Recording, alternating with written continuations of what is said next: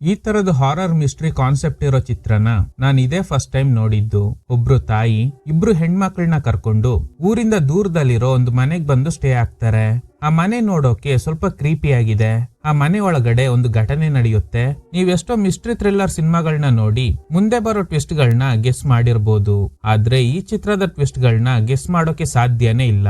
ಚಿತ್ರದ ಹೆಸರು incident in a ghost land. Movie starting ನಲ್ಲಿ ಒಂದು ಕಾರ್ ತೋರಿಸ್ತಾರೆ. ಆ ಕಾರ್ ನಲ್ಲಿ ಅಮ್ಮ ಹಾಗೇನೆ ಇಬ್ರು ಹೆಣ್ಮಕ್ಳಿದ್ದಾರೆ. ಚಿಕ್ಕ ಹುಡುಗಿ ಹೆಸರು ವೆರಾ, ಹಿರಿಮಗಳ ಹೆಸರು ಬೆತ್ ಇದ್ದಾಳಲ್ಲ, ಅವಳಿಗೆ ಹಾರರ್ ಬುಕ್ಗಳಂದ್ರೆ ತುಂಬಾನೇ ಇಷ್ಟ ಅಂಡ್ ದೊಡ್ಡ ರೈಟರ್ ಆಗ್ಬೇಕು ಅಂತ ಅನ್ಕೊಂಡಿದ್ದಾಳೆ. ಈಗ್ಲೂ ಒಂದು ಹಾರರ್ ಕತೆನ ಬರ್ದು ಅದನ್ನ ಓದಿ ಕತೆ ಹೇಳ್ತಾ ಇದ್ದಾಳೆ. ಆದ್ರೆ ಇದು ವೆರಾಗ್ ಇಷ್ಟ ಇಲ್ಲ. ಯಾವಾಗ್ಲೂ ಬರೀ ಹಾರರ್ ಕತೆಗಳನ್ನೇ ಓದ್ತಾ ಇರ್ತಾಳೆ ಅಂತ ಅವ್ರ ಅಮ್ಮ ಎಂಕರೇಜ್ ಮಾಡ್ತಾರೆ. ಬೆತ್ ಕತೆ ನಿಜವಾಗ್ಲೂ ಚೆನ್ನಾಗಿದೆ, ಕಂಟಿನ್ಯೂ ಮಾಡು. ಆಗ ವೆರಾ, ನೀವ್ ಯಾವಾಗ್ಲೂ ಇವಳಿಗೆ ಹಿಂಗೇನೆ ಹೇಳ್ತೀರಾ? ಹೌದು, ಆದ್ರೆ ಈ ಸಲ ಅವಳು ಬರ್ದಿರೋ ಕತೆ ತುಂಬಾನೇ ಚೆನ್ನಾಗಿದೆ. ಹೀಗೆ ಇವರೆಲ್ಲ ಜಾಲಿಯಾಗಿ ಹೋಗ್ತಾ ಇರುವಾಗ ಹಿಂದೆ ಹಾರ್ನ್ ಶಬ್ದ ಕೇಳುತ್ತೆ. ಒಂದು ಐಸ್ ಕ್ರೀಮ್ ನ ಟ್ರಕ್ ಇವ್ರನ್ನ ಫಾಲೋ ಮಾಡ್ಕೊಂಡು ಬರ್ತಿದೆ. ಆ ಗಾಡಿ ಇವ್ರನ್ನ ಓವರ್ಟೇಕ್ ಮಾಡಿ ಹೋಗ್ತಾ ಇರುವಾಗ ಡ್ರೈವರ್ ಹಾಯ್ ಅಂತ ಕೈ ತೋರಿಸ್ತಾನೆ. ಇವರು ಕೂಡ ಕೈ ತೋರಿಸ್ತಾರೆ, ಆದ್ರೆ ವೆರಾ ಮಿಡಲ್ ಫಿಂಗರ್ ನ ತೋರಿಸ್ತಾಳೆ. ಒಂದು ಪೆಟ್ರೋಲ್ ಬಂಕ್ ಅಲ್ಲಿ ಕಾರ್ ನಿಲ್ಲಿಸ್ತಾರೆ.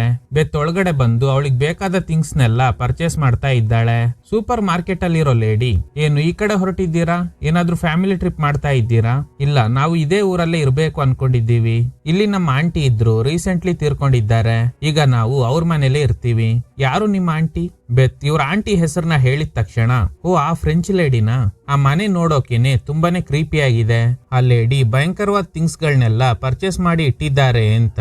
ಆಗ್ಲೇ ಬೆತ್ ಹೊರಗಡೆ ನೋಡಿದಾಗ ಆ ಐಸ್ ಕ್ರೀಮ್ ಟ್ರಕ್ ಇವ್ರನ್ನ ಫಾಲೋ ಮಾಡ್ಕೊಂಡು ಬಂದಿದೆ ಅನ್ನೋದು ಗೊತ್ತಾಗುತ್ತೆ. ಮೇ ಬಿ ಪೆಟ್ರೋಲ್ ಹಾಕಕ್ಕೆ ಬಂದಿರ್ಬೋದು ಅನ್ಕೋತಾಳೆ. ಹಾಗೇನೆ ಒಂದು ನ್ಯೂಸ್ ಪೇಪರ್ ನೋಡ್ತಾಳೆ. ಯಾರೋ ಒಬ್ಬ ಸೈಕೋ ಫ್ಯಾಮಿಲಿನ ಟಾರ್ಗೆಟ್ ಮಾಡಿ ಕೊಲೆ ಮಾಡ್ತಿದ್ದಾನೆ. ಇದ್ರ ಬಗ್ಗೆ ತಂಗಿಗೂ ಹೇಳ್ತಾಳೆ. ನೋಡ್ದ, ಯಾರೋ ಒಬ್ಬ ಸೀರಿಯಲ್ ಕಿಲ್ಲರ್ ಅಪ್ಪ ಅಮ್ಮನ್ನ ಕೊಂದು ಆ ಮನೇಲಿರೋ ಮಕ್ಕಳನ್ನ ಹಿಡಿದು ಅದೇ ಮನೇಲೆ ಸ್ಟೇ ಆಗ್ತಾ ಇದ್ದಾರಂತೆ. ಇದೇನೆ ನಿನ್ ಕತೆಗಿಂತ ಭಯಂಕರವಾಗಿದೆಯಲ್ಲ. ಅವ್ರ ಅಮ್ಮ ಬಂದು ಕರೀತಾರೆ, ಬನ್ನಿ ಟೈಮ್ ಆಯ್ತು ಹೋಗೋಣ ಅಂತ. ಈಗ ಮನೆಗ್ ಬರ್ತಾರೆ. ಈ ಮನೆ ಇದೆಯಲ್ಲ, ಅದು ಈ ಲೇಡಿ ಅವ್ರ ತಂಗಿದೇ ಆಗಿರುತ್ತೆ. ಆದ್ರೆ ಈಗ ಅವರು ಜೀವಂತವಾಗಿಲ್ಲ. ಅದಕ್ಕೇನೆ ಇವರು ಇಲ್ಲಿ ಸ್ಟೇ ಆಗಕ್ ಬಂದಿರೋದು. ಈ ಮನೇಲಿ ತುಂಬಾನೇ ಗೊಂಬೆಗಳಿದೆ. ಮೇ ಬಿ ಇವ್ರ ಆಂಟಿ ಈ ತರದ ಗೊಂಬೆಗಳನ್ನ ತುಂಬಾನೇ ಇಷ್ಟ ಪಡ್ತಿದ್ರು ಅನ್ಸುತ್ತೆ. ಥಿಂಗ್ಸ್ ಎಲ್ಲ ಅರೇಂಜ್ ಮಾಡ್ತಾ ಇರುವಾಗ ಬೆತ್ ರೂಮ್ ನಲ್ಲಿ ಒಂದು ಕನ್ನಡಿ ಇದೆ. ನೋಡೋಕೆ ಪಜಲ್ ತರ ಇದೆ. ಇದೇನಿದು ಅಂತ ವೆರಾ ಕೇಳಿದಾಗ ಇದೊಂದು ಚೈನೀಸ್ ಪಜಲ್ ಅಂತ ಹೇಳಿ ಒಂದು ಬಟನ್ ನ ಪ್ರೆಸ್ ಮಾಡ್ತಾಳೆ. ಆಗ ಕನ್ನಡಿ ಓಪನ್ ಆಗಿ ಒಳಗಡೆಯಿಂದ ಒಂದು ಕ್ರೀಪಿ ಆಗಿರೋ ಗೊಂಬೆ ಬಂದು ನಗ್ತಾ ಇದೆ. ವೆರಾ ತುಂಬಾನೇ ಹೆದ್ರು ಬಿಡ್ತಾಳೆ. ಈಗ ಬೆತ್ ಅವಳ ರೂಮ್ ನಲ್ಲಿ ಬಟ್ಟೆಗಳನ್ನ ತೆಗ್ದಿಡ್ತಾ ಇದ್ದಾಳೆ. ಅವಳ ಕೈ ನೋಡಿದಾಗ ರಕ್ತ ಆಗಿದೆ. ಅವಳಿಗೆ ಬ್ಲೀಡಿಂಗ್ ಶುರು ಆಗಿರುತ್ತೆ. ಐ ಥಿಂಕ್ ಅವಳಿಗೆ ಫಸ್ಟ್ ಪೀರಿಯಡ್ ಅನ್ಸುತ್ತೆ. ಪಾಪ ಹೆದ್ರು ಬಿಡ್ತಾಳೆ. ಅವ್ರ ಅಮ್ಮ ಬಂದು ಸಮಾಧಾನ ಮಾಡ್ತಾರೆ. ಇದೆಲ್ಲ ನಾರ್ಮಲ್, ಟೆನ್ಷನ್ ಆಗೋ ಅವಶ್ಯಕತೆ ಇಲ್ಲ ಅಂತ. ಇದು ವೆರಾಗ್ ಇಷ್ಟ ಆಗಲ್ಲ. ಯಾಕಂದ್ರೆ ಅಮ್ಮ ನನಗಿಂತ ಜಾಸ್ತಿ ಅವಳನ್ನೇ ಕೇರ್ ಮಾಡ್ತಾರೆ ಅಂತ. ಈಗ ಕೆಳಗಡೆ ಏನೋ ಶಬ್ದ ಕೇಳುತ್ತೆ. ಕಟ್ ಮಾಡಿ ಕೆಳಗಡೆ ಏನ್ ನಡೀತು ಅಂತ ತೋರಿಸ್ತಾರೆ. ಈ ಲೇಡಿ ಫೋನಲ್ಲಿ ಮಾತಾಡ್ತಾ ಇರುವಾಗ ಯಾರೋ ಸ್ಟ್ರೇಂಜರ್ ಒಳಗಡೆ ನುಗ್ಗಿ ಇವ್ರ ಮೇಲೆ ಅಟ್ಯಾಕ್ ಮಾಡ್ತಾನೆ. ಅವನ್ ಕೈಯಲ್ಲಿದ್ದ ಸೆರಾಮಿಕ್ ಗೊಂಬೆಯಿಂದಾನೆ ಇವ್ರ ತಲೆಗೆ ಹೊಡಿತಾನೆ. ಇವನೊಬ್ಬ ಡೇಂಜರಸ್ ಸೈಕೋ ಅನ್ಸುತ್ತೆ. ಆ ಗೊಂಬೆ ಸ್ಕರ್ಟ್ ಎತ್ತಿ ಮೂಸ್ ನೋಡ್ತಾ ಇದ್ದಾನೆ. ಅಂದ್ರೆ ಇವನ್ ಮೈಂಡ್ ಸೆಟ್ ಎಷ್ಟು ಕೆಟ್ಟದಾಗಿದೆ ನೋಡಿ. ಇವನ್ ಆಟಿಟ್ಯೂಡ್ ನೋಡಿದ್ರೆ ಇವನಿಗೆ ಯಾವ್ದೋ ಮೆಂಟಲ್ ಇಲ್ನೆಸ್ ಇದೆ ಅನ್ಸುತ್ತೆ. ಶಬ್ದ ಕೇಳಿ ಕೆಳಗಡೆ ಬಂದಿದ್ದ ಹುಡುಗಿರು ಇವನ್ನ ನೋಡಿ ಹೆದರ್ಕೊಂಡು ಕಿರ್ಚಾಡ್ತಾ ಇದ್ದಾರೆ. ಆ ಸೈಕೋ ಇಬ್ಬರು ತಲೆ ಕೂದಲನ್ನ ಹಿಡ್ಕೊಂಡು ಎಳ್ಕೊಂಡು ಹೋಗ್ತಾನೆ. ಇವನ್ ಮಾತ್ರ ಈ ಮನೆ ಒಳಗಡೆ ಇಲ್ಲ. ಇನ್ನೊಂದು ಲೇಡಿನೂ ಇದ್ದಾಳೆ. ಅದು ಮೇಲ ಫೀಮೇಲ ಗೊತ್ತಿಲ್ಲ. ನೋಡೋದಕ್ಕೆ ಲೇಡಿ ತರನೇ ಇದೆ. ವೆರಾ ಕಡೆ ನೋಡಿ ಮಿಡಲ್ ಫಿಂಗರ್ ತೋರ್ಸುತ್ತೆ. ಸೊ ಹಾಗಾದ್ರೆ ಐಸ್ ಕ್ರೀಮ್ ಟ್ರಕ್ ಇವ್ರದೇ ಅನ್ಸುತ್ತೆ. ಇವ್ರನ್ನ ನೋಡಿನೇ ವೆರಾ ಮಿಡಲ್ ಫಿಂಗರ್ ತೋರ್ಸಿರ್ತಾಳೆ. ಇಬ್ಬರನ್ನು ಬೇಸ್ಮೆಂಟ್ ಗೆ ಎಳ್ಕೊಂಡ್ ಬಂದು ಸ್ವಲ್ಪ ಹೊತ್ತಿನ ಹಿಂದೆ ಒಂದು ಗೊಂಬೆನ ಹಿಡ್ಕೊಂಡು ಯಾವ ರೀತಿ ಸ್ಮೆಲ್ ಮಾಡ್ತಾ ಇದ್ನೋ ಅದೇ ತರನೇ ಬೆತ್ಗೂ ಮಾಡ್ತಾನೆ. ಸೊ ಅವಳಿಗೆ ಪೀರಿಯಡ್ಸ್ ಆಗಿದೆ ಅಲ್ವಾ, ಅದಕ್ಕೆ ಅವಳನ್ನ ಎತ್ತು ಬಿಸಾಡ್ತಾನೆ. ಆಮೇಲೆ ಬೆತ್ತಗೂ ಅದೇ ತರ ಸ್ಮೆಲ್ ಮಾಡಿ ಒಂದು ಡಾರ್ಕ್ ರೂಮ್ ಒಳಗಡೆ ಎಳ್ಕೊಂಡು ಹೋಗ್ತಾನೆ. ಬೆತ್ ಅಲ್ಲಿಂದ ತಪ್ಸ್ಕೊಳ್ಳೋದಕ್ಕೆ ಟ್ರೈ ಮಾಡ್ತಾ ಇದ್ದಾಳೆ. ಗೈಸ್, ಈ ಡೋರ್ ನ ಸರಿಯಾಗಿ ನೋಡ್ಕೊಳ್ಳಿ. ತಪ್ಸ್ಕೊಳ್ಳೋದಕ್ಕೆ ಟ್ರೈ ಮಾಡ್ತಿದ್ದ ಬೆತ್ ಮೇಲೆ ಆ ಸ್ಟ್ರೇಂಜರ್ ಲೇಡಿ ಬಂದು ಅಟ್ಯಾಕ್ ಮಾಡ್ತಾಳೆ. ಅಷ್ಟ್ರಲ್ಲಿ ಅವ್ರ ಅಮ್ಮ ಎದ್ದು ಬಂದು ಆ ಲೇಡಿ ಮೇಲೆನೆ ಅಟ್ಯಾಕ್ ಮಾಡ್ತಾರೆ. ಇಬ್ಬರ ನಡುವೆ ಭಯಂಕರ ಫೈಟ್ ನಡೀತಾ ಇದೆ. ಇದನ್ನೆಲ್ಲ ನೋಡೋಕಾಗ್ದೆ ಬೆತ್ ಡೋರ್ ಲಾಕ್ ಮಾಡ್ಕೋತಾಳೆ. ಸ್ವಲ್ಪ ಹೊತ್ತಲ್ಲೇ ಆ ಡೋರ್ ಓಪನ್ ಆಗುತ್ತೆ. ಆ ಲೇಡಿಗ್ ತುಂಬಾನೇ ಇಂಜುರಿ ಆಗಿ ಅನ್ಕಾನ್ಶಿಯಸ್ ಆಗಿ ಬಿದ್ದೋಗ್ತಾಳೆ. ಹಿಂದೆನೆ ಅವ್ರ ಅಮ್ಮನೂ ಬರ್ತಾರೆ. ನಾನ್ ನಿನ್ನ ಕಾಪಾಡ್ಬಿಟ್ಟೆ ಅಂತ. ಆಗ ಕೆಳಗಡೆ ವೆರಾ ಕಿರ್ಚಾಡ್ತಿರೋ ಶಬ್ದ ಕೇಳುತ್ತೆ. ಆ ಸೈಕೋ ಅವಳನ್ನ ಅಬ್ಯೂಸ್ ಮಾಡ್ತಿದ್ದಾನೆ ಅನ್ಸುತ್ತೆ. ಇವ್ರು ಹೋಗಿ ಆ ಸೈಕೋ ಮೇಲೇನೆ ಕೂತ್ಕೊಂಡು ಗ್ಲಾಸ್ ಪೀಸ್ ಇಂದ ದಾಳಿ ಮಾಡ್ತಾರೆ. ಬೆತ್ ಕಿರ್ಚಾಡ್ತಾ ಇದ್ದಾಳೆ. ಅಮ್ಮ ನಿನ್ ಹಿಂದೆ ನೋಡು ಅಂತ. ನೋಡಿದ್ರೆ ಬಂದಿರೋದು ಆ ಲೇಡಿ. ಅವಳ ಮೇಲೂ ಅಟ್ಯಾಕ್ ಮಾಡ್ತಾರೆ. ಕಟ್ ಮಾಡಿದ್ರೆ ಅಮ್ಮ ಅಂತ ಕಿರ್ಚ್ಕೊಂಡು ಒಂದು ಹುಡುಗಿ ಬೆಡ್ಡಿಂದ ಕೆಳಗಡೆ ಬೀಳ್ತಾಳೆ. ಇವಳು ಬೇರೆ ಯಾರು ಅಲ್ಲ, ಬೆತ್. ಚಿಕ್ಕ ವಯಸ್ಸಲ್ಲಿ ಅವಳಿಗಾದ ಆ ಘಟನೆಯಿಂದ ಮೆಂಟಲಿ ತುಂಬಾನೇ ಡಿಸ್ಟರ್ಬ್ ಆಗಿದ್ದಾಳೆ. ಬೆತ್ ಇನ್ನೂ ಅದೇ ನೆನಪಲ್ಲೇ ಇದ್ದಾಳೆ ಅನ್ಸುತ್ತೆ. ಆ ಘಟನೆ ಆದ್ಮೇಲೆ ಏನಾಯ್ತು ಅಂತ ಈಗ ನಮ್ಗೆ ತೋರ್ಸೋದಿಲ್ಲ. ಈಗ ಬೆತ್ ಮದ್ವೆ ಮಾಡ್ಕೊಂಡು ಸೆಟ್ಲ್ ಆಗಿದ್ದಾಳೆ. ಪದೇ ಪದೇ ಚಿಕ್ಕ ವಯಸ್ಸಲ್ಲಿ ನಡೆದ ಘಟನೆಗಳು ನೆನಪಾಗ್ತಾ ಇರೋದ್ರಿಂದ ಪಾಪ ಇವಳು ತುಂಬಾನೇ ಡಿಸ್ಟರ್ಬ್ ಆಗಿದ್ದಾಳೆ. ಅವಳ ಹಸ್ಬೆಂಡ್ ಸಮಾಧಾನ ಮಾಡ್ತಾನೆ. ಈಗ ಬೆತ್ ಅವಳ ಆಸೆ ಪಟ್ಟಂಗೆನೆ ಫೇಮಸ್ ಹಾರರ್ ಸ್ಟೋರಿ ರೈಟರ್ ಆಗಿದ್ದಾಳೆ. ರೀಸೆಂಟ್ಲಿ ಇನ್ಸಿಡೆಂಟ್ ಇನ್ ಗೋಸ್ಟ್ ಲ್ಯಾಂಡ್ ಅಂತ ಒಂದು ಬುಕ್ ಬರೆದು ರಿಲೀಸ್ ಮಾಡಿರ್ತಾಳೆ. ಅದು ತುಂಬಾನೇ ಫೇಮಸ್ ಆಗಿದೆ. ಈ ಬುಕ್ ಫೇಮಸ್ ಆಗಕ್ಕೆ ಕಾರಣ ಏನಂದ್ರೆ ಇವ್ರ ಫ್ಯಾಮಿಲಿಗೆ ನಡೆದ ಆ ಘಟನೆನ ಹಂಗೇನೆ ಕಥೆಯಾಗಿ ಬರೆದು ಪಬ್ಲಿಷ್ ಮಾಡಿರ್ತಾಳೆ. ಅದು ತುಂಬಾನೇ ರಿಯಲಿಸ್ಟಿಕ್ ಆಗಿರೋದ್ರಿಂದ ತುಂಬಾನೇ ಫೇಮಸ್ ಆಗಿದೆ. ಬೆತ್ನ ಟಿವಿ ಚಾನೆಲ್ ಗಳಲ್ಲಿ ಕರೆಸಿ ಇಂಟರ್ವ್ಯೂ ಮಾಡ್ತಿದ್ದಾರೆ. ಈ ಇಂಟರ್ವ್ಯೂ ಮಾಡ್ತಿರೋ ಲೇಡಿ ಮುಖನ ನೆನ್ಪಿಟ್ಕೊಳ್ಳಿ. ಒಂದಿನ ಬೆತ್ ಫೋನ್ಗೆ ಒಂದು ಕಾಲ್ ಬರುತ್ತೆ. ಯಾರು ಕಿರ್ಚಾಡ್ತಾ ಇದ್ದಾರೆ. ಚಿಕ್ಕ ವಯಸ್ಸಲ್ಲಿ ನಡೆದ ಅದೇ ಕಿರ್ಚಾಡೋ ಶಬ್ದನೇ ಈಗ್ಲೂ ಇವಳಿ ಕೇಳ್ತಿದೆ. ನೋಡಿದ್ರೆ ಮಾತಾಡ್ತಾ ಇರೋದು ಇವಳ ತಂಗಿ ವೆರಾ. ನನ್ನ ಕಾಪಾಡು, ಅವ್ರು ಮತ್ತೆ ಬಂದ್ಬಿಟ್ರು ಅಂತ ಕಿರ್ಚಾಡ್ತಾ ಇದ್ದಾಳೆ. ಇವಳಿಗೇನು ಅರ್ಥ ಆಗ್ತಿಲ್ಲ. ಮೂವಿ ನೋಡ್ತಿರೋ ನಮಗೂ ಏನು ಅರ್ಥ ಆಗ್ತಾ ಇಲ್ಲ. ಇವಳು ಅಮ್ಮ ಎಲ್ಲಿ ಅಂತ ಕೇಳ್ತಾ ಇದ್ದಾಳೆ. ಸಡನ್ ಆಗಿ ಕಾಲ್ ಕಟ್ ಆಗುತ್ತೆ. ಮತ್ತೆ ಕಾಲ್ ಮಾಡಿದ್ರೆ ನೋ ರೆಸ್ಪಾನ್ಸ್. ಅಲ್ಲೇನೋ ಸಮಸ್ಯೆ ಆಗಿದೆ, ನಾನು ಹೋಗ್ಲೇಬೇಕು ಅಂತ ಸಿಟಿಯಿಂದ ದೂರದಲ್ಲಿರೋ ಗ್ರಾಮಕ್ಕೆ ಬರ್ತಾಳೆ. ಮೂವಿ ಸ್ಟಾರ್ಟಿಂಗ್ ನಲ್ಲಿ ತೋರಿಸಿದ ಅದೇ ಮನೆಗೇನೆ ಬಂದಿರ್ತಾಳೆ. ಡೋರ್ ನೋಡಿದ್ರೇನೆ ಗೊತ್ತಾಗುತ್ತೆ ಅದೇ ಮನೆ ಇದು ಅಂತ. ಡೋರ್ ತಟ್ಟದಾಗ ಒಳಗಡೆಯಿಂದ ಯಾರು ಬರಲ್ಲ. ನೋಡಿದ್ರೆ ಹೊರಗಡೆ ಅವ್ರ ಅಮ್ಮ ಬಟ್ಟೆ ಒಣಗಾಕ್ತಾ ಇದ್ದಾರೆ. ತುಂಬಾ ದಿನಗಳ ನಂತರ ಮಗಳನ್ನ ನೋಡಿ ಇವ್ರಿಗೆ ತುಂಬಾನೇ ಖುಷಿ ಆಗುತ್ತೆ. ಏನಮ್ಮ, ವೆರಾ ಕಡೆಯಿಂದ ಕಾಲ್ ಬಂದಿತ್ತು, ನನಗೆ ಭಯ ಆಗೋಯ್ತು, ಅದಕ್ಕೆ ಹೊರಟು ಬಂದ್ಬಿಟ್ಟೆ. ಏನ್ ಮಾಡ್ಲಿ ಬೆತ್, ನಿನ್ ತಂಗಿ ಆ ಘಟನೆಯಿಂದ ಇನ್ನೂ ಹೊರಗಡೆ ಬಂದಿಲ್ಲ. ವಿಷಯ ಏನಂದ್ರೆ ಚಿಕ್ಕ ವಯಸ್ಸಲ್ಲಿ ಆದ ಒಂದು ಕಹಿ ಘಟನೆಯಿಂದ ವೆರಾ ಮೆಂಟಲಿ ಡಿಸ್ಟರ್ಬ್ ಆಗಿದ್ದಾಳೆ. ಈಗ್ಲೂ ಅದು ನಡೀತಾ ಇದೆ ಅನ್ನೋ ತರ ಕಾಲ್ ಮಾಡಿ ಕಿರ್ಚಾಡಿರ್ತಾಳೆ. ಇಷ್ಟು ವಿಷಯ ಗೊತ್ತಾದ್ಮೇಲೆ ಬೆತ್ ಅವಳ ರೂಮಿಗೆ ಹೋಗಿ ಆ ಗೊಂಬೆ ಇರೋ ಕನ್ನಡಿನ ನೋಡ್ತಾಳೆ. ರಾತ್ರಿ ಬೆತ್, ಸಾರಿ ಅಮ್ಮ, ನಿನ್ನ ಹಾಗೇನೆ ವೆರಾನ ಈ ರೀತಿ ಬಿಟ್ಟು ನಾನು ಹೋಗ್ಬಾರ್ದಿತ್ತು, ಪರವಾಗಿಲ್ಲ ಬಿಡು. ಅಷ್ಟ್ರಲ್ಲಿ ವೆರಾ ಕಿರ್ಚಾಡ್ತಾ ಇರೋ ಶಬ್ದ ಕೇಳುತ್ತೆ. ಚಿಕ್ಕ ವಯಸ್ಸಲ್ಲಿ ಆ ಘಟನೆ ನಡೆದಾಗ ಯಾವ ರೀತಿ ಕಿರ್ಚಿರ್ತಾಳೋ ಅದೇ ತರನೇ ಈಗ್ಲೂ ಕಿರ್ಚ್ತಾ ಇರೋದ್ರಿಂದ ಇವಳಿಗೆ ಶಾಕ್ ಆಗುತ್ತೆ. ಇವ್ರಮ್ಮ ಅವಳನ್ನ ಬೇಸ್ಮೆಂಟ್ ಅಲ್ಲಿ ಕೂಡ ಹಾಕಿರ್ತಾರೆ. ಒಳಗಡೆ ಹೋಗಿ ನೋಡಿದ್ರೆ ವೆರಾ ಮಂಚದಾಡಿನಲ್ಲಿ ಹೈಡ್ ಆಗಿದ್ದಾಳೆ. ಹಳೆ ಬಟ್ಟೆ, ಅವಳ ಮೈಯೆಲ್ಲ ಗಾಯ ಆಗಿದೆ. ಸರ್, ಇನ್ ಕೇಸ್ ಇವಳಿಗೆ ಹುಚ್ಚ ಹಿಡ್ದಿದ್ರೆ ಗಾಯಗಳಾಗೋಕೆ ಹೇಗ್ ಸಾಧ್ಯ ಅಂತ ನಿಮ್ಗೆ ಅನ್ಸಿರ್ಬೋದು. ವೆರಾ ಅವಳೆ ಗೋಡೆಗೆ ತಲೆ ಚೆಚ್ಕೊಂಡು ಗಾಯ ಮಾಡ್ಕೊಂಡಿರ್ತಾಳೆ.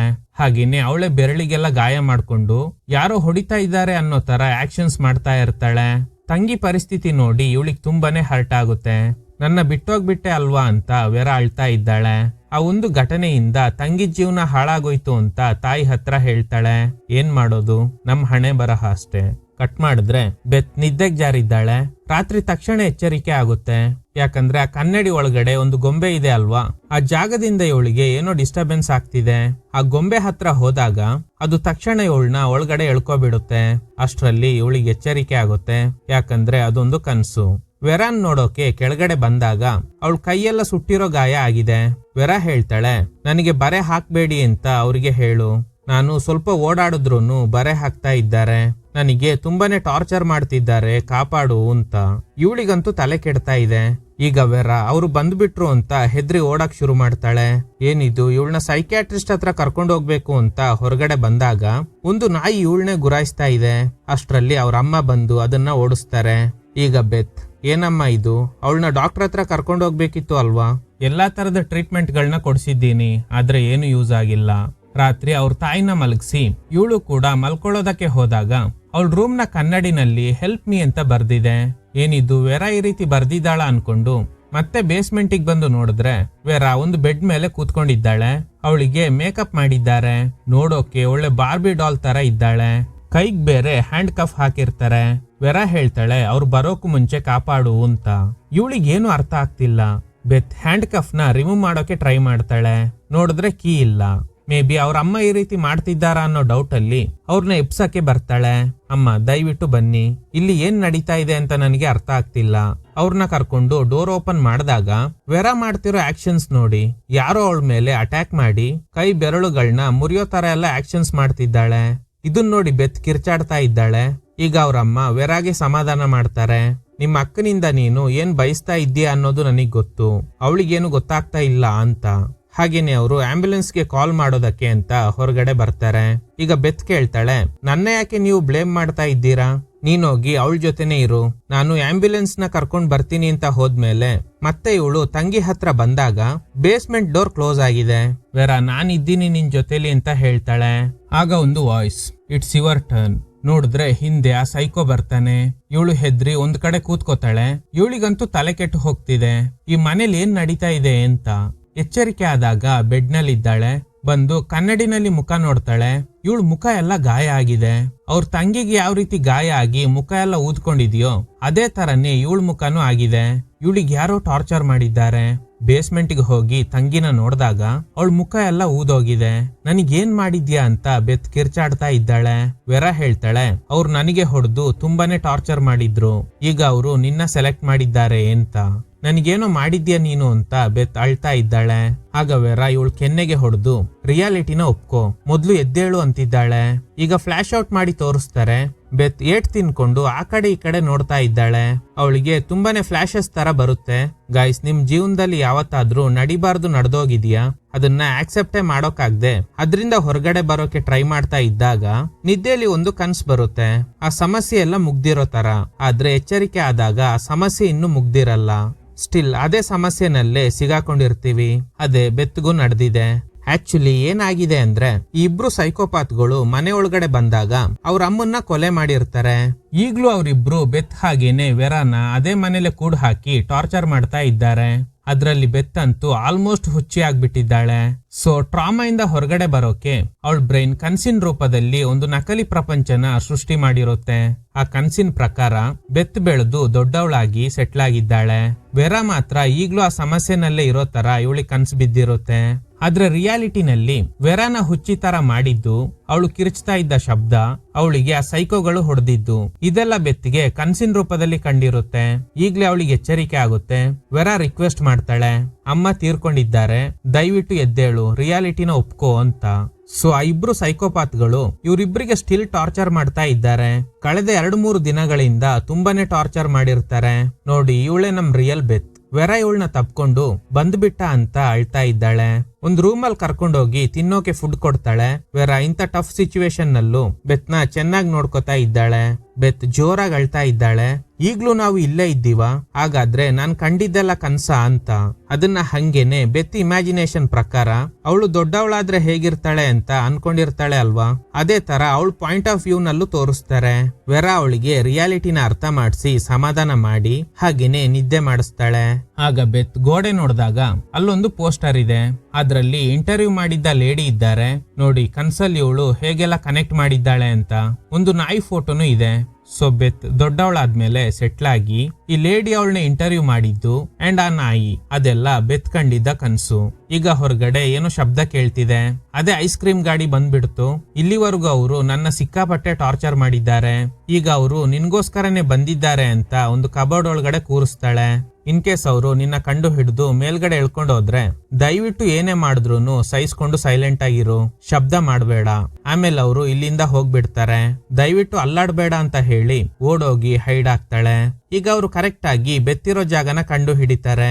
ಆಕ್ಚುಲಿ ಇವನು ಮೇಲ್, ಆದ್ರೆ ಫೀಮೇಲ್ ತರ ವೇಷ ಹಾಕೊಂಡಿರ್ತಾನೆ ಅಷ್ಟೇ. ಬೆತ್ನ ಎಳ್ಕೊಂಡೋಗಿ ಬಾರ್ಬಿ ಡಾಲ್ ತರ ಮೇಕಪ್ ಮಾಡ್ತಾನೆ. ಹೊಡೆದಿರೋ ಏಟಿಗೆ ಮುಖ ಎಲ್ಲ ಗಾಯ ಆಗಿದೆ. ಅವಳನ್ನ ಮೇಲ್ಗಡೆ ಇರೋ ರೂಮ್ಗೆ ಕರ್ಕೊಂಡೋಗಿ ಗೊಂಬೆಗಳ ಮಧ್ಯೆ ಇವಳನ್ನ ಕೂರಿಸ್ತಾನೆ. ಆಕ್ಚುಲಿ ಅವನು ಇವಳನ್ನ ಹುಡುಗಿ ಅಂತ ಅನ್ಕೊಂಡಿಲ್ಲ, ಬದಲಾಗಿ ಒಂದು ಗೊಂಬೆ ತರನೇ ಟ್ರೀಟ್ ಮಾಡ್ತಾನೆ. ಇವನು ಹೋದ್ಮೇಲೆ ಇನ್ನೊಬ್ಬ ಸೈಕೋ ಬರ್ತಾನೆ. ಅದೇ ಇವ್ರ ಅಮ್ಮನ ಮೇಲೆ ಅಟ್ಯಾಕ್ ಮಾಡಿ ಸಾಯಿಸ್ಬಿಟ್ಟ ಅಲ್ವಾ, ಅದೇ ಸೈಕೋ. ಆದ್ರೆ ಇವನ್ ಆಟಿಟ್ಯೂಡ್ ನೋಡೋಕೆ ಚಿಕ್ಕ ಮಕ್ಕಳ ತರ ಇದೆ. ಅವನು ಬುದ್ಧಿ ಸ್ವಾಧೀನ ಕಳ್ಕೊಂಡಿದ್ದಾನೆ ಅನ್ಸುತ್ತೆ. ಇವಳಿಗೆ ನೆನ್ಪಿರೋದೊಂದೇ, ವೆರಾ ಹೇಳ್ದಂಗೆ ಅಲ್ಲಾಡದೆ ಸೈಲೆಂಟ್ ಆಗಿರ್ಬೇಕು ಅಂತ. ಅಲ್ಲಿದ್ದ ಗೊಂಬೆಗಳಲ್ಲಿ ಒಂದು ಗೊಂಬೆನ ಮಾತ್ರ ತಗೊಂಡು ಅದ್ರ ಸ್ಕರ್ಟ್ ಎತ್ತಿ ಏನೋ ಮಾಡ್ತಾ ಇದ್ದಾನೆ. ಆ ಗೊಂಬೆಗೆ ಒಂದು ಬಟನ್ ಇದೆ, ಅದನ್ನ ಪ್ರೆಸ್ ಮಾಡಿದ್ರೆ ಅದು ಕಿರ್ಚಾಡೋಕ್ ಶುರು ಮಾಡುತ್ತೆ. ಈಗ ಆ ಗೊಂಬೆ ಮಾತಾಡೋಕ್ ಶುರು ಮಾಡಿದಾಗ ಇವನು ಅದಕ್ಕೆ ಸರಿಯಾಗಿ ಹೊಡೆದು ವೆಲ್ಡಿಂಗ್ ಮಾಡೋ ಬೆಂಕಿಯಿಂದ ಕೈನ ಸುಟ್ಟು ಬಿಡ್ತಾನೆ. ಇದನ್ನ ನೋಡಿ ಬೆತ್ ಗಾಬರಿ ಆಗ್ತಾಳೆ. ಸೊ ಇವನು ನನಗೂ ಇದೇ ತರ ಮಾಡೋ ಸಾಧ್ಯತೆ ಇದೆ, ಅವನಿಗೆ ಮನುಷ್ಯ ಮನುಷ್ಯರಿಗೂ ಗೊಂಬೆಗಳಿಗೂ ವ್ಯತ್ಯಾಸನೇ ಗೊತ್ತಿಲ್ಲ. ಅವನೇನೇ ಮಾಡಿದ್ರು ಸೈಲೆಂಟ್ ಆಗಿ ಇರ್ಬೇಕು. ಇನ್ ಕೇಸ್ ಸೌಂಡ್ ಮಾಡಿದ್ರೆ ಇದೇ ಗತಿ. ಅದಕ್ಕೇನೆ ವೆರಾ ಅವನೇನೇ ಮಾಡಿದ್ರು ಸೈಲೆಂಟ್ ಆಗಿರು ಅಂತ ಹೇಳಿರ್ತಾಳೆ. ಈಗ ಮತ್ತೆ ಬೆತ್ ಪಕ್ಕದಲ್ಲಿದ್ದ ಗೊಂಬೆಗಳನ್ನೆಲ್ಲ ಮುಟ್ಟಿ ಕೊನೆಗೆ ಬೆತ್ನ ಸೆಲೆಕ್ಟ್ ಮಾಡಿ ಎಳ್ಕೊಂಡ್ ಬರ್ತಾನೆ. ಅವಳು ಕಿರ್ಚಿದಾಗ ಸರಿಯಾಗಿ ಹೊಡಿತಾನೆ. ಅವಳನ್ನು ಕೂಡ ಗೊಂಬೆ ತರನೇ ಟ್ರೀಟ್ ಮಾಡ್ತಾ ಇದ್ದಾನೆ. ಮತ್ತೆ ಕಿರ್ಚಿದ್ರೆ ಸಾಯಿಸ್ಬಿಡ್ತಾನೆ ಅಂತ ಬೆತ್ ಸೈಲೆಂಟ್ ಆಗಿದ್ದಾಳೆ. ಈಗ ಅವಳನ್ನ ಮಡ್ಲಲ್ಲಿ ಕೂರ್ಸ್ಕೊಂಡು ಆ ಗೊಂಬೆಗೆ ಏನ್ ಮಾಡಿದ್ನೋ ಅದನ್ನೇ ಇವಳಿಗೂ ಮಾಡ್ತಾನೆ. ಸ್ಕರ್ಟ್ ಎತ್ತಿದ ತಕ್ಷಣ ಅನ್ಕಂಫರ್ಟೇಬಲ್ ಆಗಿ ಕಿರ್ಚಿ ಬಿಡ್ತಾಳೆ. ಅದಕ್ಕೆ ಆ ಲೈಟರ್ ತಗೊಂಡು ಸುಡೋಕೆ ಟ್ರೈ ಮಾಡಿದಾಗ ಇವಳು ಆಲ್ರೆಡಿ ಒಂದು ಏರ್ ಪಿನ್ ನ ಇಟ್ಕೊಂಡಿರ್ತಾಳೆ. ಅದ್ರಲ್ಲಿ ಅವನ್ ಬೆನ್ನಿಗೆ ಚುಚ್ಚು ಬಿಡ್ತಾಳೆ. ಅವನು ನೋವು ತಡೆಯಕ್ಕಾಗ್ದೆ ಒದ್ದಾಡ್ತಾ ಇದ್ದಾನೆ. ಅವನು ಹೋಗಿ ಆ ಗೊಂಬೆಗಳ ಮೇಲೆ ಬಿದ್ದಿದ್ರಿಂದ ಆ ಗೊಂಬೆಗಳೆಲ್ಲ ಕಿರ್ಚಾಡ್ತಾ ಇದೆ. ಇವನಿಗೆ ಆ ಸೌಂಡ್ ಅಂದ್ರೆ ಆಗ್ತಾ ಇಲ್ಲ. ಆ ಗೊಂಬೆಗಳನ್ನೆಲ್ಲ ಹೊಡೆದಾಕ್ ಬಿಡ್ತಾನೆ. ಆಮೇಲೆ ಇನ್ನೊಂದು ಗೊಂಬೆನ ಹಿಡ್ಕೊಂಡು ಕೂತ್ಕೊಂಡಿದ್ದಾನೆ. ಈ ಗ್ಯಾಪ್ ನಲ್ಲಿ ಬೆತ್ ಆ ರೂಮ್ ಇಂದ ಹೊರಗಡೆ ಬಂದು ತಪ್ಸ್ಕೊಳ್ಳೋದಕ್ಕೆ ಟ್ರೈ ಮಾಡ್ತಾಳೆ. ಆ ಡೋರ್ ಬೇರೆ ಲಾಕ್ ಆಗಿದೆ. ಅಷ್ಟ್ರಲ್ಲ ಸೈಕೋ ಬಂದು ಇವಳನ್ನ ಎಳ್ಕೊಂಡು ಹೋಗ್ತಾನೆ. ಆಗ ಬೆತ್ ಅವ್ರ ಅಮ್ಮ ಕೊಡ್ಸಿದ್ದ ಟೈಪ್ ರೈಟರ್ ಇಂದ ಅವನಿಗೆ ಸರಿಯಾಗಿ ಹೊಡೆದು ಅವನ್ ಪಾಕೆಟ್ ಇಂದ ಕೀ ತಗೋತಾಳೆ. ಆದ್ರೆ ಹುಡುಗಿ ವೇಷದಲ್ಲಿ ಇನ್ನೊಬ್ಬ ಸೈಕೋ ಇದ್ದಾನಲ್ಲ, ಅವನು ಡೋರ್ ಹೊಡ್ಕೊಂಡು ಒಳಗಡೆ ಬರೋದಕ್ಕೆ ಟ್ರೈ ಮಾಡ್ತಾ ಇದ್ದಾನೆ. ಅದಕ್ಕೆ ಬೆತ್ ಅದೇ ಟೈಪ್ ರೈಟರ್ ಇಂದ ವಿಂಡೋ ಗ್ಲಾಸ್ ನ ಹೊಡಿತಾಳೆ. ಆ ಸೈಕೋ ಒಳಗಡೆ ಬಂದು ಬೆತ್ಗೋಸ್ಕರ ಹುಡುಕ್ತಾ ಇದ್ದಾನೆ. ವಿಂಡೋ ಇಂದ ನೋಡಿದಾಗ ಟೈಪ್ ರೈಟರ್ ಕೆಳಗಡೆ ಬಿದ್ದೋಗಿದೆ. ಮೇ ಬಿ ಅವಳು ತಪ್ಸ್ಕೊಬಿಟ್ಲು ಅನ್ಕೋತಾನೆ. ಆಕ್ಚುಲಿ ಬೆತ್ ಹೊರಗಡೆ ಹೋಗಿಲ್ಲ. ಬದಲಾಗಿ ಅವಳ ರೂಮ್ ಅಲ್ಲಿ ಒಂದು ಹಿಡನ್ ಮಿರರ್ ಇದೆ ಅಲ್ವಾ, ಆ ಮಿರರ್ ಒಳಗಡೆನೆ ಇದ್ದಾಳೆ. ಓಪನ್ ಮಾಡಿ ನೋಡಿದಾಗ ಇವಳು ಅಟ್ಯಾಕ್ ಮಾಡಿದ್ದ ಸೈಕೋ ಅಲ್ಲೇ ಕೂತ್ಕೊಂಡಿದ್ದಾನೆ. ಈ ಮಿರರ್ ಒಳಗಡೆ ಒಂದು ಕಿರ್ಚೋ ಗೊಂಬೆ ಇದೆ ಅಲ್ವಾ, ಈಗ ಅದು ಸಡನ್ ಆಗಿ ಆಕ್ಟಿವೇಟ್ ಆಗಿ ಕಿರ್ಚೋದಕ್ಕೆ ಶುರು ಮಾಡುತ್ತೆ. ಬೆತ್ತ ಗೊಂಬೆ ಬಾಯಿ ಮುಚ್ಚಿ ಹಿಡ್ಕೋತಾಳೆ. ಆದ್ರೆ ಅದನ್ನ ಕಂಟ್ರೋಲ್ ಮಾಡೋಕ್ ಆಗ್ತಿಲ್ಲ. ಕೊನೆಗೂ ಅದನ್ನ ಸೈಲೆಂಟ್ ಮಾಡಿ ಅಲ್ಲಿಂದ ತಪ್ಸ್ಕೊಂಡು ಕೆಳಗಡೆ ವೆರಾ ಇದ್ದಾಳೆ ಅಲ್ವಾ, ಅವಳನ್ನ ಕಾಪಾಡೋಕೆ ಬೇಸ್ಮೆಂಟ್ ಗೆ ಬರ್ತಾಳೆ. ಫಸ್ಟ್ ಇಲ್ಲಿಂದ ಹೋಗ್ಬೇಕು ಅಂತ ಎಸ್ಕೇಪ್ ಆಗಿ ಕಾಡೊಳಗಡೆ ಓಡೋದಕ್ ಶುರು ಮಾಡ್ತಾರೆ. ಈಗ ಬೆಳಗಾಗಿದೆ. ಹೇಗೋ ರೋಡ್ ಸೈಡಿಗೆ ಬರ್ತಾರೆ. ಆಗ ಒಂದು ಪೊಲೀಸ್ ವೆಹಿಕಲ್ ಬರ್ತಿರೋದ್ ನೋಡಿ ಹೆಲ್ಪ್ ಹೆಲ್ಪ್ ಅಂತ ಕಿರ್ಚಾಡ್ತಾ ಇದ್ದಾರೆ. ಇವ್ರು ಕಿರ್ಚ್ತಾ ಇರೋ ಶಬ್ದ ಕೇಳಿ ಆ ಪೊಲೀಸ್ ವೆಹಿಕಲ್ ರಿಟರ್ನ್ ಬರುತ್ತೆ. ಇಬ್ರು ಪೊಲೀಸ್ ಓಡ್ ಬರ್ತಾರೆ. ಇವ್ರ ಸ್ಥಿತಿ ನೋಡಿ ಇವ್ರಿಗೆ ಶಾಕ್ ಆಗುತ್ತೆ. ಲೇಡಿ ಪೊಲೀಸ್ ಹೇಳ್ತಾರೆ ಬೇಗ ಆಂಬ್ಯುಲೆನ್ಸ್ ಗೆ ಕಾಲ್ ಮಾಡಿ ಈ ಹುಡುಗಿರ್ ಬಗ್ಗೆ ವಿಚಾರಿಸಿ ಅಂತ. ಲೇಡಿ ಕಾಪ್ ಕೇಳ್ತಾರೆ ಯಾರ್ ನೀವೆಲ್ಲ, ಏನಾಯ್ತು ನಿಮ್ಗೆ? ಇವರಿಬ್ರು ನಡೆದ ವಿಷಯನ ಹೇಳ್ತಾರೆ. ಈ ಕಡೆ ವಾಕಿ ಟಾಕಿನಲ್ಲಿ ಯಾರಾದ್ರೂ ಇಬ್ರು ಹುಡುಗಿರು ಮಿಸ್ಸಿಂಗ್ ಆಗಿರೋ ಕೇಸ್ ರಿಜಿಸ್ಟರ್ ಆಗಿದ್ಯಾ ಅಂತ. ಕೇಸ್ ಯಾವ್ದು ಬಂದಿಲ್ಲ. ಆ ಸೂಪರ್ ಮಾರ್ಕೆಟ್ ನಲ್ಲಿರೋ ಲೇಡಿ ಈ ಹುಡುಗಿರ್ ಬಗ್ಗೆ ಹೇಳ್ತಿದ್ರು. ಆಮೇಲೆ ಇವ್ರನ್ನ ನೋಡೇ ಇಲ್ವಂತೆ ಅಂತ. ಅಷ್ಟ್ರಲ್ಲಿ ಹುಡುಗಿ ವೇಷ ಹಾಕಿರೋ ಸೈಕೋ ಬಂದು ಇಬ್ರು ಪೊಲೀಸ್ನವ್ರಿಗೂ ಶೂಟ್ ಮಾಡಿ ಸಾಯಿಸ್ಬಿಡ್ತಾನೆ. ಮತ್ತೆ ಅವರಿಬ್ಬರನ್ನ ಐಸ್ ಕ್ರೀಮ್ ಗಾಡಿನಲ್ಲಿ ಹಾಕೊಂಡು ಅದೇ ಮನೆ ಕಡೆ ಬರ್ತಾನೆ. ವೆರಾ ಕಿರ್ಚ್ತಾ ಇದ್ದಾಳೆ. ಬೆತ್ ಸೈಲೆಂಟ್ ಆಗಿದ್ದಾಳೆ. ಐ ಥಿಂಕ್ ಇವಳು ಮತ್ತೆ ಅದೇ ಇಮ್ಯಾಜಿನರಿ ವರ್ಲ್ಡ್ ಗೆ ಹೋಗ್ಬಿಟ್ಲು ಅನ್ಸುತ್ತೆ. ಆಗ ವೆರಾ ಪ್ಲೀಸ್ ಕಮ್ ಬ್ಯಾಕ್ ಅಂತ ಕಿರ್ಚಾಡ್ತಾ ಇದ್ದಾಳೆ. ಆದ್ರೆ ಬೆತ್ ಆಲ್ರೆಡಿ ಇಮ್ಯಾಜಿನೇಷನ್ ಒಳಗಡೆ ಹೋಗ್ಬಿಟ್ಟಿದ್ದಾಳೆ. ಅವಳ ಬುಕ್ ಸಕ್ಸೆಸ್ ಆಗಿದೆ. ಅದಕ್ಕೆ ಪಾರ್ಟಿನ ಕೂಡ ಅರೇಂಜ್ ಮಾಡಿರ್ತಾಳೆ. ಸಡನ್ ಆಗಿ ಆ ಪಾರ್ಟಿನಲ್ಲಿ ವೆರಾನ್ ನೋಡಿ ಫಾಲೋ ಮಾಡೋದಕ್ ಶುರು ಮಾಡ್ತಾಳೆ. ಇವಳೇನ್ ಮಾಡ್ತಿದ್ದಾಳೆ ಇಲ್ಲಿ ಅಂತ. ವೆರಾ ಕಿರ್ಚ್ತಾ ಇದ್ದಾಳೆ ನನ್ನ ಕಾಪಾಡು ಅಂತ. ಅವ್ರ ಅಮ್ಮ ಹೇಳ್ತಾರೆ ಈ ಪ್ರಪಂಚ ಸರಿ ಇಲ್ಲ, ಅವಳನ್ನ ಅವಳೇ ಕಾಪಾಡ್ಕೋಬೇಕು, ನೀನ್ ಅಲ್ಲಿಗೆ ಹೋಗ್ಬೇಡ ಅಂತ. ಏನೇ ಆದ್ರೂ ಅವಳು ನನ್ ತಂಗಿ, ನಾನು ಅವಳನ್ನ ಕಾಪಾಡ್ಲೇಬೇಕು ಅಂತ ಕನ್ಸಲ್ಲೇ ಬೆತ್ ವೆರಾನ ಕಾಪಾಡೋಕೆ ಓಡ್ತಾಳೆ. ಹಾಗೇನೆ ರಿಯಾಲಿಟಿಗ್ ಬಂದ್ರೆ ಈ ಸೈಕೋ ಕೈಯಲ್ಲಿ ಬೆತ್ ಸಿಗಾಕೊಂಡಿದ್ದಾಳೆ. ಇನ್ನೊಂದು ರೂಮ್ ನಲ್ಲಿ ಆ ಇನ್ನೊಬ್ಬ ಸೈಕೋ ವೆರಾಕ್ ಟಾರ್ಚರ್ ಮಾಡ್ತಾ ಇದ್ದಾನೆ. ಆಗ ಕನ್ನಡಿಯಿಂದ ಹೊರಗ್ ಬಂದ ಗೊಂಬೆ ಶಬ್ದ ಮಾಡ್ತಿದೆ. ಇದ್ರಿಂದ ಟ್ರಿಗರ್ ಆಗಿದ್ದ ಇವನು ಅದನ್ನ ಹಿಡಿದು ಹೊರಗಡೆ ಎಳಿಯೋದಕ್ ಟ್ರೈ ಮಾಡ್ತಾನೆ.